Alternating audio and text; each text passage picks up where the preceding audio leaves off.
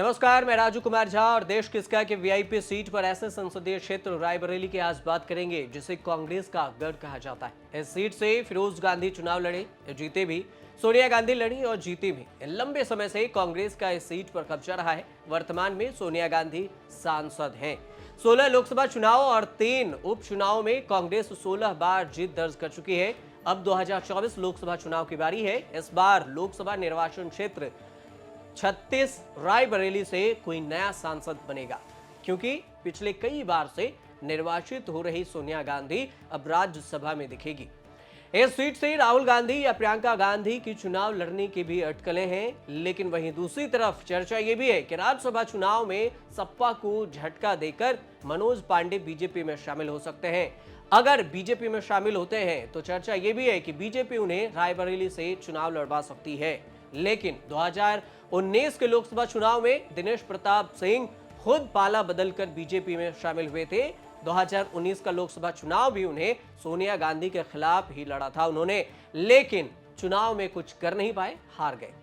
कांग्रेस की तरफ से रायबरेली से कौन मैदान में होगा ये अब तक सस्पेंस है, लेकिन चुनाव से पहले क्या कहता है वहां का समीकरण ये समझना भी जरूरी था। और इसलिए देश किसका के वीआईपी सीट पर एक्सपर्ट की राय, 2 लोकसभा चुनाव का समीकरण, साथ में वहां पर लोगों की क्या राय है ये भी जानना जरूरी था। इसलिए आपको सबसे पहले रायबरेली के एक्सपर्ट क्या कहते हैं वो आपको सुनवाएंगे। रायबरेली देखिए कांग्रेस का गढ़ माना जाता रहा है अभी तक, और सोनिया जी चुनाव यहाँ से लड़ती थी, इस बार नहीं है, छोड़ दिया है उन्होंने, राज्यसभा चली गई हैं। तो भारतीय जनता पार्टी ने संगठन के जो भारतीय जनता पार्टी का संगठन था उसने बहुत काम किया है रायबरेली में। कांग्रेस का तो संगठन था ही, तो तय तो होगा प्रत्याशियों पे। अगर प्रत्याशी अच्छा आता है या कांग्रेस का कह लीजिए अगर गांधी परिवार से कोई आता है तो चुनाव अच्छा होगा। भारतीय जनता पार्टी का चुनाव उसके प्रत्याशी पे तय होगा।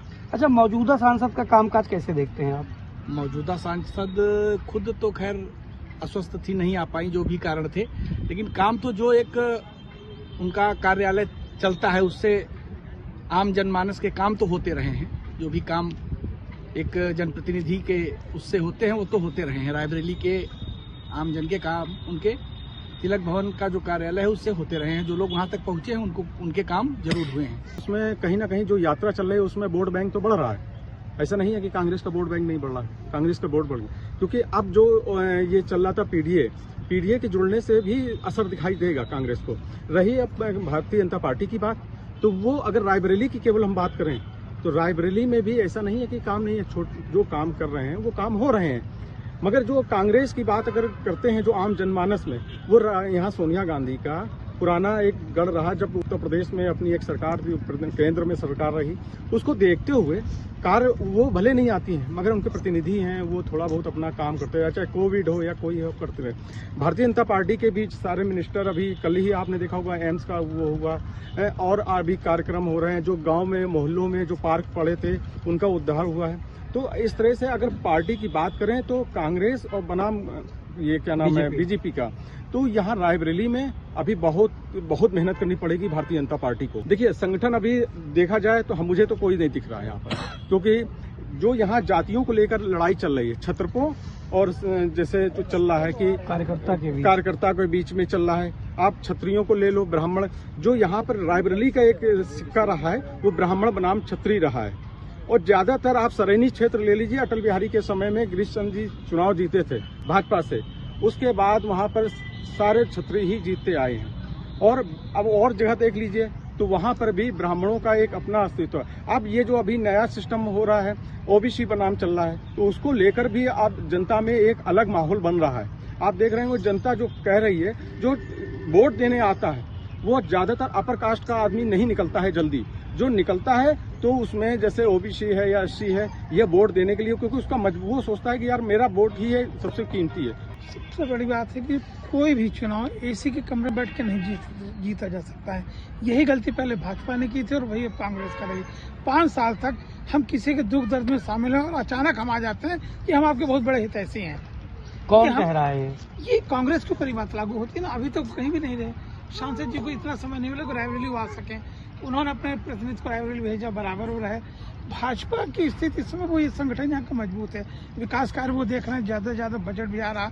किसी चीज को चालू करके छोड़ देना वो अलग बात है, मगर किसी को निरंतर कोई चीज अगर चालू रहे तो वो एक अलग बात है। तो कांग्रेस के लोग तो कह रहे हैं कि जब तक हमारी सरकार थी हमने खूब काम किया, अब सरकार नहीं है तो हम काम कैसे करें? नहीं, कांग्रेस तो गलती उन्हीं की है ना कि एसी में बैठ के फिर सरकार चला रहे थे ना, बाहर तो है नहीं।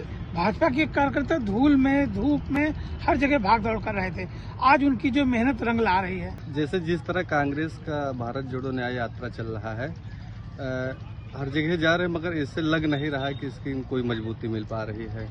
तो अब तो अखिलेश यादव भी आ गए, स्वामी प्रसाद मौर्य साथ आ गए, तो बहुत सारे लोग हैं जो बाहर पहले दूर थे, न्याय यात्रा में शामिल हो गए ना। अब तो अखिलेश भी आ गए। अखिलेश आ गए, मगर यहाँ जो रायबरेली में है वो लग नहीं रहा कि इस बार, क्योंकि जैसे सोनिया गांधी पहले थे, सोनिया गांधी बीच में आ नहीं पाई यहाँ पे लोगों के बीच में। जैसे जो छोटे लोग गरीब लोग हैं वो चाहते कि हमारे बीच में जो हमारा प्रत्याशी है सुख दुख के लिए आता जाता रहे, तो ऐसा नहीं लग रहा है। बाकी भीड़ है, राहुल गांधी को देखने के लिए ज्यादातर लोग आते हैं। रायबरेली कांग्रेस का गढ़ कई वर्षों तक रहा। इस सीट से गांधी परिवार लंबे समय से चुनाव लड़ता रहा है। सोनिया गांधी इस सीट से लंबे समय से सांसद रही हैं। 2019 में कांग्रेस उम्मीदवार सोनिया गांधी ने बीजेपी के दिनेश सिंह को 1.5 लाख से ज्यादा मतों से हराया था। अगर इसके बाद रायबरेली लोकसभा चुनाव परिणाम 2019 की बात करें तो सोनिया गांधी को इस बार कांग्रेस की तरफ से थी और 5,34,918 वोट सोनिया गांधी को मिला था। बीजेपी के तरफ से दिनेश प्रताप सिंह उतरे थे जिन्हें 3,67,740 वोट मिला। 38.36% इनका वोट प्रतिशत रहा था। 2014 लोकसभा चुनाव में रायबरेली सीट पर बड़े बड़े दिग्गज मैदान में उतरे, लेकिन सोनिया गांधी के सामने कोई टिक भी नहीं पाया। 2014 लोकसभा चुनाव में वैसे तो चुनावी मैदान में 5 पार्टियों के नेता उतरे थे, लेकिन रायबरेली सीट पर सोनिया गांधी के सामने किसी की एक न चली। 2014 के लोकसभा चुनाव में भी सोनिया ने बीजेपी के लहर के बावजूद अजय अग्रवाल को 3.5 लाख से ज्यादा वोटों से हराया था। सोनिया गांधी को करीब 63% मत यानी कि 5,26,434 वोट मिले थे। बसपा तीसरे नंबर पर रही थी। सपा ने उम्मीदवार नहीं उतारा था। 2014 लोकसभा चुनाव परिणाम को अगर देखें रायबरेली से तो सोनिया गांधी को 5,26,434 वोट मिले थे। 63.80% वोट शेयर था। बीजेपी की तरफ से अजय अग्रवाल को 1,73,721 वोट मिले, 21.05%। बसपा की तरफ से प्रवेश सिंह 63,633 वोट ही इन्हें मिला था, 7.71% वोट प्रतिशत रहा। आम आदमी पार्टी की तरफ से अर्चना श्रीवास्तव मैदान में उतरी जिन्हें 10,383 वोट मिले और 1.06% वोट शेयर रहा। IND की तरफ से शकील अहमद उतरे जिन्हें 7,914 वोट मिले, 0.96% इनका वोट प्रतिशत रहा। सोनिया गांधी पहली बार रायबरेली में 2004 से चुनाव लड़ी और तब से 2019 तक लगातार चुनाव जीती रहीं। सपा सोनिया के समर्थन में उम्मीदवार नहीं उतार रही थी। इस बार 2024 लोकसभा में सोनिया गांधी रायबरेली से चुनाव नहीं लड़ेंगी क्योंकि अब वो राज्यसभा के लिए चुन ली गई हैं। लेकिन 2024 लोकसभा चुनाव में जनता किसे मौका देती है, ये खुद आप जनता से सुन लीजिए कि जनता की क्या राय है। जो यहाँ की वर्तमान सांसद हैं, अब लंबा वक्त हो गया उनको यहाँ से चुनाव लड़ते हुए, इस बार वो चुनाव नहीं लड़ेंगी। क्या लगता है उन्हें अब दूसरा प्रत्याशी कौन होना चाहिए? प्रियंका ही होंगे दूसरा प्रत्याशी, और कोई तो है नहीं चेहरा। प्रियंका को लड़ना चाहिए जी। तो प्रियंका और भाजपा के प्रत्याशी में कितना संघर्ष मानते हैं आप? 50-50 चुनौती कितना होगा? 50-50% होगा। जीत कौन रहा है फिर? अब वो तो चुनाव के बाद ही परिणाम के आपको क्या लगता है? प्रियंका ही जीतेगी। प्रियंका जीतेंगे। क्या नाम है आपका? अनूप। अनु भाई, क्या लगता है कि चुनाव कैसा दिख रहा है रायबरेली में? यहाँ तो मोस्टली कांग्रेस ही है, लेकिन बाबा जी को ये पार्क जो बनवाया इसके लिए मैं उनको धन्यवाद देना चाहूँगा। लेकिन अभी रायबरेली में उनको अभी बहुत कुछ इम्प्रूव करने की ज़रूरत है, क्योंकि यहाँ पे जो प्रेजेंट की जो विधायक हैं उन्होंने कोई काम किया नहीं है। तो आगे थोड़ा सा उनके पिताजी ने जो भी किया उसके बिहार पे ये चुनाव निकला है, इनका जो पुराना है। बाकी अभी उनको बहुत मेहनत करने की ज़रूरत है, क्योंकि यहाँ जो कुछ भी है मोस्टली वो सब कांग्रेस का है। तो राहुल गांधी की जो यात्रा हुई है अभी, जी उसको कैसे देखते हो? उसका चुनाव पे कोई फर्क पड़ रहा है कि नहीं पड़ रहा है? सर डेफिनेटली पड़ेगा। पड़ेगा जी। अच्छा, सोनिया गांधी इस बार चुनाव नहीं लड़ रही है। जी। उनकी जगह चुनाव कौन लड़ सकता है, और अगर लड़ता है तो प्रभाव क्या होगा? प्रभाव सर पॉजिटिव ही रहेगा, क्योंकि अभी तो यहाँ से कांग्रेस को सर हटा पाना मुश्किल ही है। यहाँ निकलेगा सर, कांग्रेस से निकलेगी। क्या नाम आपका? अंकित, क्या लगता है कि यहाँ का इलेक्शन कैसे देखते हैं आप? यहाँ पे बेस्ट इलेक्शन है सर। जैसे कि आप देख रहे हैं कि अभी तक जो कांग्रेस से गढ़ रहा है ये, लेकिन अब की इसका पॉजिटिव रिस्पांस निकल रहा है कि हो सकता है हमारे एमएलसी दिनेश प्रताप सिंह जी यहाँ से सांसद बने। पिछली बार लड़े थे, कुछ मार्जिन से वो हारे हैं, लेकिन इस बार वो कंफर्म है कि निकल जाएंगे। अच्छा, राहुल की जो यात्रा है उसको कैसे देखते हैं आप? ज़्यादा कोई विशेष प्रभाव नहीं पड़ेगा उसका। अब वो जितनी वोट बैंक थी उनकी वो तो रहेगी, लेकिन इतना ज़्यादा विशेष कोई प्रभाव नहीं पड़ेगा आपकी। पहले से विकास उन्होंने किया है, और इसमें रायबरेली का ही नहीं है, जो माननीय मुख्यमंत्री जी हैं उनका भी बहुत ज़्यादा प्रभाव रायबरेली में रहा है, तो इसलिए कोई दिक्कत नहीं। चुनाव की बात यहाँ से सांसद बीजेपी का ही होगा। अनंत, 4 सवाल हैं। पहला, इस यात्रा को कैसे देख रहे हैं जो राहुल की यात्रा है, वो रायबरेली प्रदेश या देश में क्या असर डाल रही है? बहुत प्रभावी यात्रा नहीं है ये, गुजरे ज़माने की बातें हैं, जैसा उनका मैनेजमेंट था, जैसा उनका तरीका था, और उन्होंने अपनी राजनीतिक ज़मीन को काफ़ी हद तक यहाँ पे खो दिया है। करने को उनके पास बहुत कुछ था, लेकिन उन्होंने नहीं किया। वर्तमान स्थिति ये है कि प्रोग्रेसिव वे में जो है बीजेपी काम कर रही है, और यहाँ की जो है स्थितियाँ बहुत ही पॉजिटिव हैं बीजेपी के पक्ष में। अच्छा, क्या लगता है कि जो आज का दौर चल रहा है और सोनिया गांधी चुनाव नहीं लड़ रही है, प्रियंका गांधी चुनाव लड़ रही हैं, अगर लड़ रही हैं तो चुनौती कैसे देखते हैं आप? फाइट नो डाउट कहा जा सकता है, लेकिन चांसेस बीजेपी के ही ज्यादा है, to be very honest and practical way. नहीं तो सामने कौन होगा तो चुनौती ज्यादा होगी? देखिए, ये तो पार्टी क्योंकि ही, रायबरेली में आजादी के 76-78 सालों में मैक्सिमम गांधी ही जीता है। जी। तो 3 बार ऐसा हुआ जो गांधी से इतर यहाँ पे सांसद हुए। देखिए तो राजनारायण का दौर हो गया, जी अशोक सिंह का दौर हो गया, जी, अब जो दौर है, इस दौर में आप गांधी के सामने वो राजनारायण कौन होगा, ये किसको सोचते हैं? देखिए, ये कैंडिडेटशिप बहुत हद तक तय करती है, ये तो सच है, लेकिन कहानी बहुत साफ है कि कांग्रेस के ऊपर बहुत भरोसा रायबरेली की जनता नहीं कर रही है। किस पे कर रही है, वही तो पूछ रहा हूँ आपसे। कैंडिडेटशिप तय करती है, बाकी तो रूलिंग पार्टी है, बीजेपी ही है। तो कैंडिडेट आपकी नजर में कौन यहाँ बेहतर होगा जो उनके सामने चुनाव लड़ेगा, उसका कैसे देख रहे हैं आप, चुनौती कितनी देख रहे हैं? देखिए, ये तो पार्टी पे तय करेगा, क्योंकि जैसा कि प्रधानमंत्री कह रहे हैं कि हमको पार्टी कैंडिडेट न देख के कमल देखना है, और स्थिति ये है कि जो सिंबल है कमल का, उसी को लेके प्रोग्रेस भी माना जा रहा है कि हाँ, वो सारा प्रोग्रेस कमल के ही इर्द गिर्द है। तो कहानी साफ है कि कैंडिडेट कोई भी हो, फाइट होगी, और काफी हद तक चांसेस यहाँ पे इस बार लोकसभा बीजेपी ले जाएगी। समाजवादी पार्टी के 4 विधायक हैं, भाजपा के 2 हैं जी, और ऐसे में ये कह पाना कि सपा और कांग्रेस के गठबंधन के बाद जी कैसे देखते हैं? गठबंधन तो पिछली बार भी था, तो पिछली बार तो बीजेपी जीती, लेकिन काफी हद तक वोट ग्राफ आप देखिए बीजेपी का, आपको काफी हद तक समझ में आएगा। सोनिया गांधी का गढ़ कांग्रेस का गढ़ होने के बावजूद आप वोट परसेंटेज अगर आप देखेंगे तो अचानक से वो काफी हद तक बढ़ा। तो इस बार तो बहुत कुछ है, बीजेपी ने बहुत कुछ किया है। यहाँ पे विकास भी तो देखिए, प्रेजेंट का सिनेरियो देखिए, योगी का माहौल देखिए, उनका लॉ एंड ऑर्डर देखिए, तो काफी चीजें तय करेंगी। ये 5 साल पहले की कहानी है, अब अगर वर्तमान में हम लोग देखें तो बीजेपी। नीरज जी, आपको क्या लगता है इस समय जो इलेक्शन या जो भी पॉजिटिव चल रहा है रायबरेली में, कांग्रेस का उतना आधार नहीं बचा है जो पहले हुआ करता था। पहले आंख मूंद के आदमी कांग्रेस को वोट देते थे। जिस तरह से बीजेपी के लोग या बीजेपी की सरकार काम कर रही है रायबरेली में, तो उसका एक अलग प्रभाव बीजेपी के पक्ष में भी दिखता है। और जहां तक है टक्कर की बात, इलेक्शन में दोनों में काफ़ी कांटे की टक्कर होने वाली है, और ये इस चीज़ पे भी डिपेंड करेगा कि रायबरेली से प्रत्याशी कौन आता है। अगर प्रियंका गांधी परिवार से कोई आता है तो ये भाजपा नेतृत्व की अपनी काबिलियत होगी, वो ऐसे किस व्यक्ति को लाएं जो उनसे ठीक से लड़ाई कर सके और उसमें अपना सीट जो है बीजेपी के पक्ष में दिलवा सके। तो अभी आपको ये लगता है अगर सोनिया गांधी तो चुनाव नहीं लड़ रही, हाँ जी, अब उनके सामने अगर गांधी परिवार का कोई आता है तो आपको लगता है कि फिर स्थिति क्या होगी? स्थिति बहुत कांटे की टक्कर होगी। देखिए, जो वर्तमान में जो संभावित प्रत्याशी हैं, 3-4 लोगों ने तो अपना बीजेपी की तरफ से काम करना शुरू भी कर दिया है।